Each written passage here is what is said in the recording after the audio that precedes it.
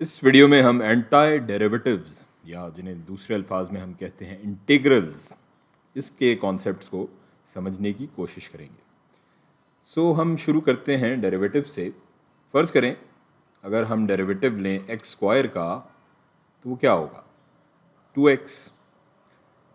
और अगर हम डेरिवेटिव लें एक्स स्क्वायर प्लस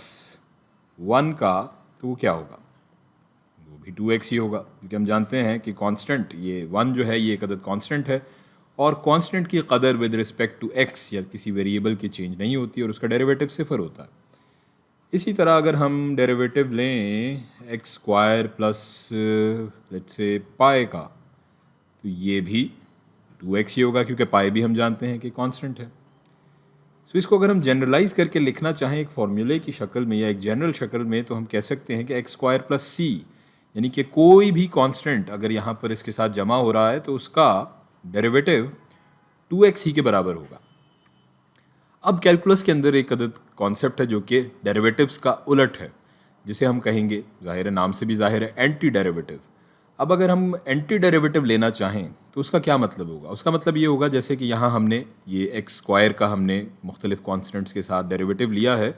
तो इसका डेरिवेटिव 2x आ रहा है। अब मैं अगर आपसे ये कहूँ कि मुझे ये बताएं कि ये 2x किसका डेरिवेटिव है,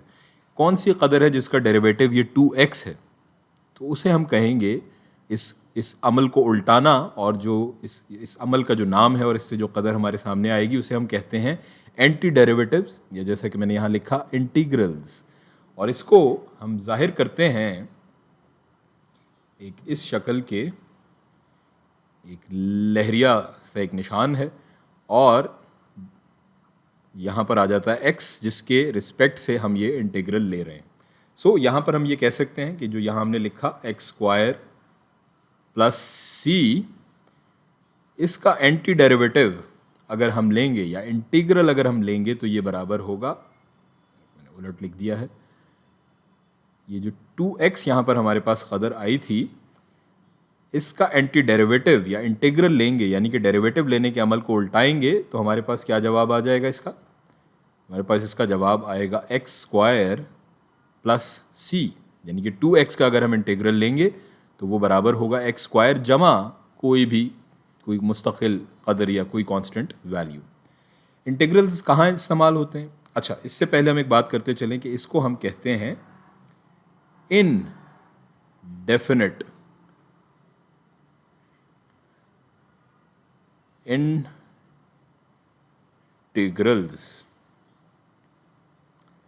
इंटीग्रल्स इस्तेमाल होते हैं मोस्टली मैथमेटिक्स के अंदर और फिज़िक्स के अंदर, जहां हमें किसी कर्व के नीचे का रकबा या एरिया मालूम करना होता है। उसके लिए हम इन इंटीग्रल्स को या एंटी डेरिवेटिव्स को इस्तेमाल करते हैं, और ये हम आगे अपनी वीडियोज़ में देखेंगे, मिसालों के ज़रिए समझेंगे मज़ीद